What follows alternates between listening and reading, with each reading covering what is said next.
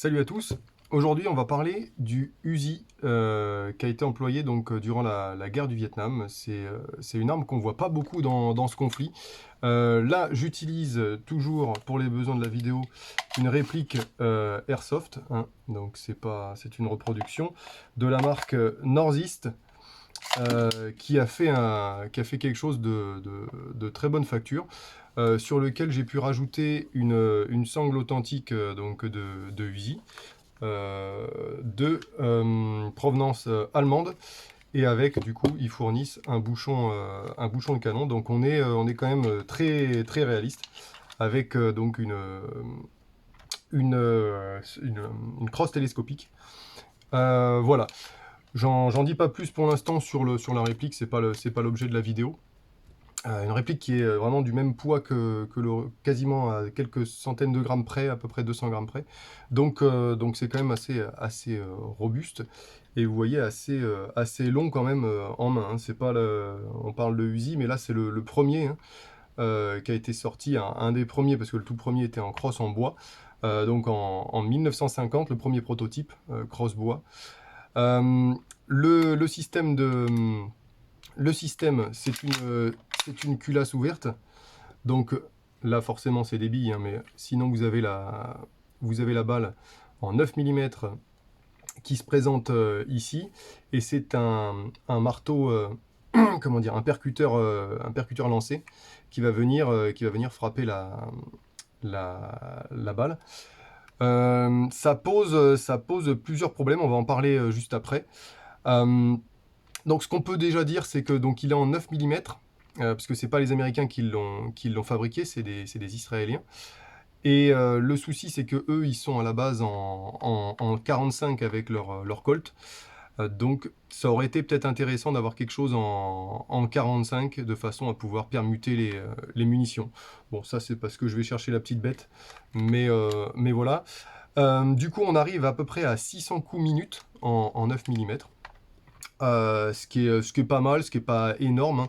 Si on le compare avec le Mac 10 par exemple, qui a plus de 1100 coups à peu près environ, donc c'est un petit peu moins quand même, hein. Ça n'a pas une cadence infernale, malgré ce qu'on peut croire dans les films. Le Uzi n'a pas une cadence énorme. Alors, ça peut servir pour la rafale, on va dire, la full auto. C'est quand même assez peu utilisé en règle générale. C'est plutôt utile pour un décrochage, pour couvrir un décrochage, quand les gars devaient peut-être monter dans les hélicos, s'ils sont pris à partie, ça peut faire baisser les têtes, mais ça n'a pas un objectif de précision en tout cas. Ensuite, mécanisme de culasse ouverte, comme je l'ai expliqué. Alors, ça permet d'avoir pas mal de, comment dire, une cadence assez intéressante, mais néanmoins, ça pose un problème, c'est-à-dire que vous partez comme ça en patrouille, donc ça pose des problèmes de sécurité, c'est-à-dire que si l'index n'est pas le long du pontet, ben, vous glissez, et ben, ça part tout de suite, vous relâchez la culasse, et du coup, culasse et percuteur, hein, l'ensemble culasse et percuteur, tout de suite ça va partir, soit en rafale, soit en semi si vous êtes en semi, mais vous avez le sélecteur qui est de ce côté-là, hein. Hop, hop. Et donc voilà, ça pose problème là, déjà, problème de sécurité, la culasse ouverte. Problème de poussière, vous êtes dans la jungle, entre la poussière et l'humidité qui s'infiltre dans la culasse, qui n'a pas de protection, qui n'a pas de capot de protection, même culasse ouverte.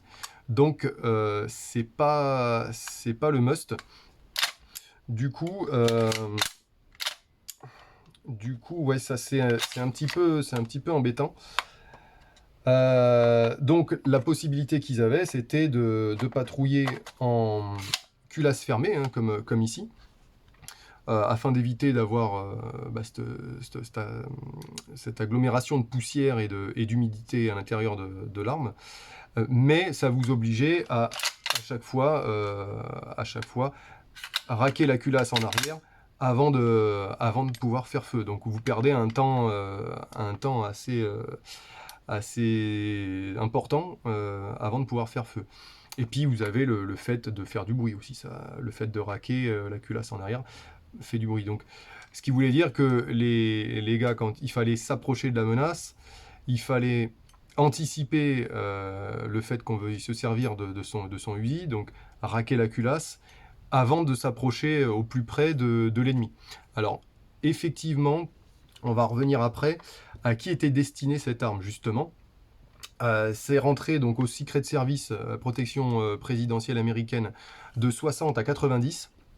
On a une photo sur les réseaux où on voit un garde du corps avec un Uzi.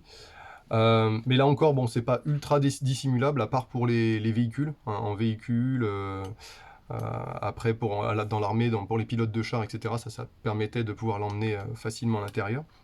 Ça a été utilisé donc au Vietnam par la CIA, les SEALs et l'armée sud-vietnamienne. Effectivement, en zone urbaine, ça peut être intéressant. Il me semble que les Israéliens ils l'ont conçu pour ça d'ailleurs, parce que de toute façon, la portée en 9 mm, même si vous avez un canon qui est assez intéressant, au-delà de 50 mètres, vous avez des organes de visée fixes, hein. Je ne sais pas si vous voyez là, mais vous avez des organes de visée fixes assez sommaires, même si vous pouvez le basculer à l'arrière. Mais bon, au-delà de 50 mètres, ça commence à être quand même un peu compliqué. Il y a une anecdote dessus. Vous pouvez voir en photo sur Internet une photo qui a été prise d'un militaire, enfin policier sud-vietnamien, lors de l'offensive du Tet, qui conduit un général Viet Cong qui a été capturé et qui sera malheureusement pour lui exécuté dans la foulée. Une photo très très connue qu'utilise un général sud-vietnamien avec un Smith & Wesson, c'est un M38 il me semble, un bodyguard, un revolver à 6 coups. Mais en tout cas, un de ceux qui va le conduire a cette arme-là en main, dans cette configuration-là. Voilà, cross comme celle-ci, hein.